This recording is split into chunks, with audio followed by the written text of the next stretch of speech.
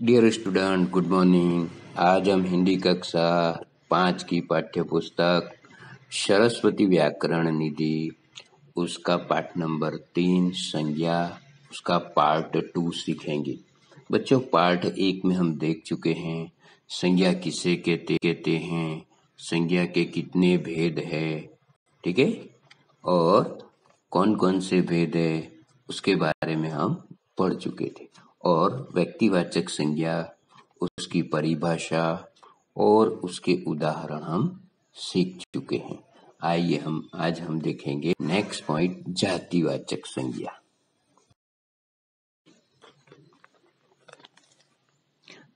तो बच्चों, नंबर 2 जातिवाचक संज्ञा। आइए देखिए, चित्र में देखिए, एक सुंदर चित्र है गांव का, और उसके अंदर गांव में मेला लगा हुआ है और बहुत सारे लोग, बच्चे सब वहाँ पे घूमने के लिए आए हैं। चलिए स्टार्ट करते हैं। गांव में मेला लगा है, बच्चे बूढ़े सभी मेला देखने जा रहे हैं। वहाँ झूलेंगे, मिठाइयाँ खाएंगे, खिलौने खरीदेंगे और हाथी पर घूमेंगे। यहाँ बच्चों, रंगीन शब्द किसी विशेष गांव, मेले, बच्चे, बूढ़े, मिठाई, खिलौने, झूले और हाथी के नाम न होकर उनकी संपूर्ण का बोध करवा रहे हैं, ठीक है। इस प्रकार तो यहाँ पे जो नाम हमें दिए गए हैं वो कोई एक विशेष व्यक्ति का नाम नहीं है, बल्कि पूरी जाति यानी पूरी जेंडर का हमें बोध करा रहे हैं।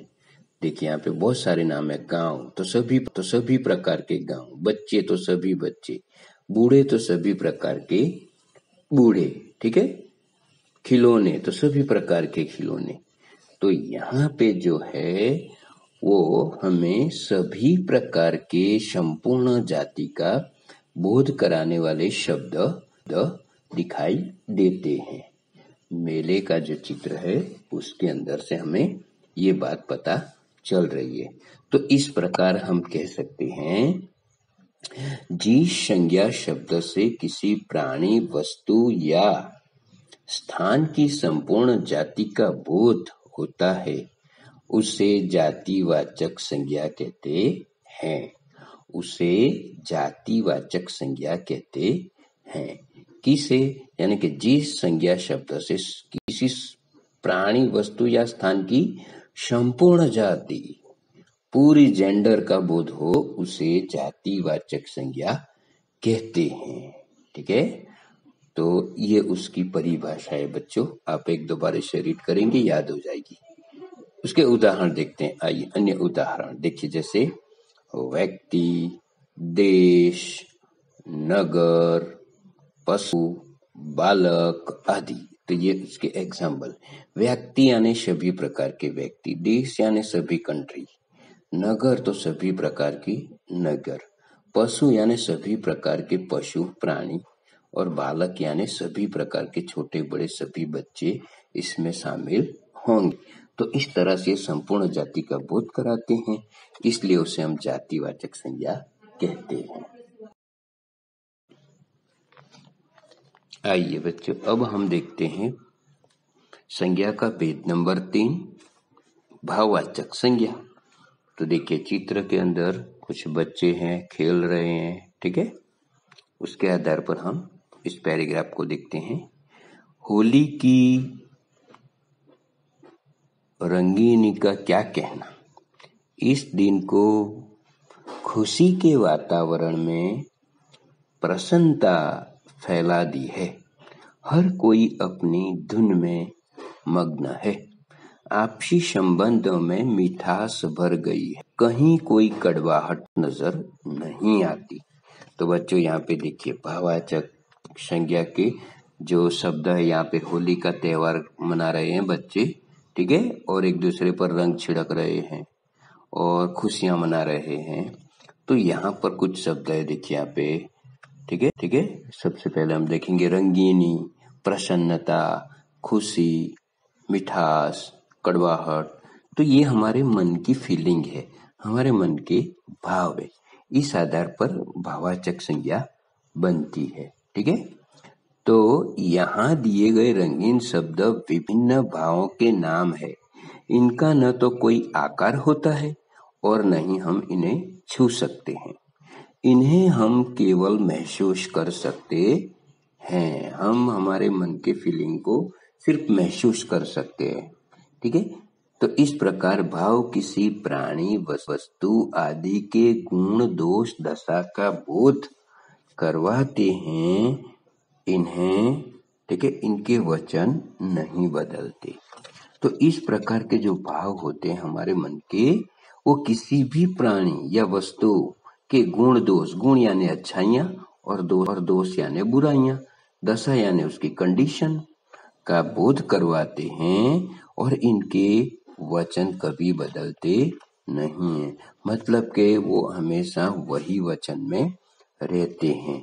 तो इस प्रकार से यहाँ पे मन के जो भाव है उसे यहाँ पे भावाचक संज्ञा कहते हैं। ठीक है, तो इस प्रकार से यहाँ जो दिया गया है, वो जो शब्द हमें रंगीन दिए गए हैं, खुशी, प्रसन्नता, ये हमारे मन, मस्तिष्क के भाव है और इस आधार पर हम इसे मन के भाव कहते हैं। ठीक है, इसे हम छू नहीं सकते, हाँ सिर्फ हम इसे महसूस कर सकते हैं, फील कर सकते हैं कि भाई ये हंस रहा है, ये बहुत खुश दिखाई दे रहा है, ठीक है, ये गुस्से में है। इस प्रकार से ये मन के भाव है। आइए उसकी डेफिनेशन हम देखते हैं।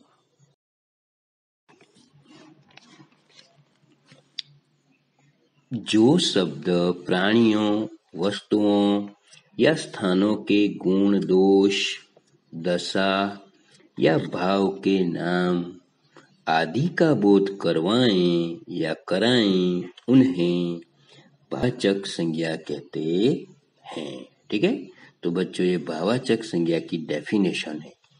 जो शब्द प्राणी यानी सभी प्रकार के प्राणियों, देखिए बहुवचन है, वस्तुओं ये भी बहुवचन है, प्राणियों, वस्तुओं या स्थानों, कोई भी प्लेस हो, स्थान हो, के गुण, दोष यानी उसकी अच्छाइयाँ, बुराइयाँ, उसकी दशा यानी उसकी अवस्था, कंडीशन, या भाव के नाम आदि का बोध कराएं, उसके बारे में हमें जानकारी दें, उन्हें हम भावाचक संज्ञा कहते हैं।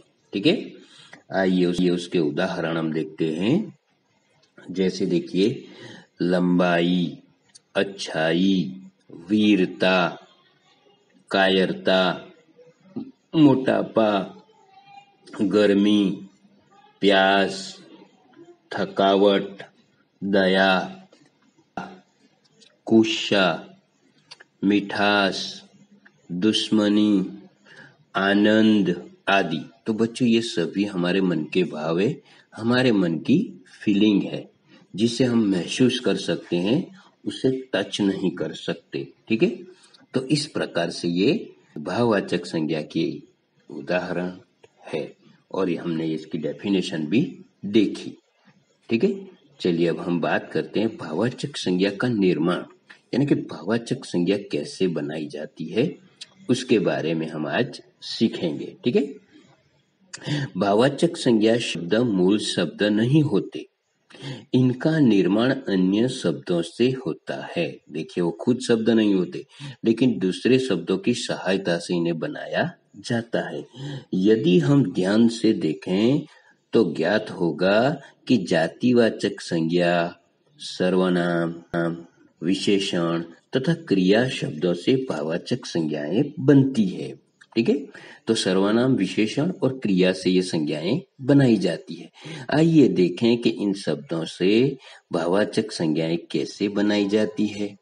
तो बच्चों हम इसके बारे में अब देखेंगे कि जो भाववाचक संज्ञा का निर्माण यानी उसे कैसे बनाई जाती है, उसको बनाने के लिए जो सर्वनाम, संज्ञा, विशेषण और क्रिया को कैसे यूज किया जाता है, उसके बारे में अब हम सीखेंगे। ठीक है, तो आइए हम देखते हैं कि भाववाचक संज्ञा कैसे बनती है, जो मैं आपको नेक्स्ट वीडियो में बताऊंगा। Okay, thank you.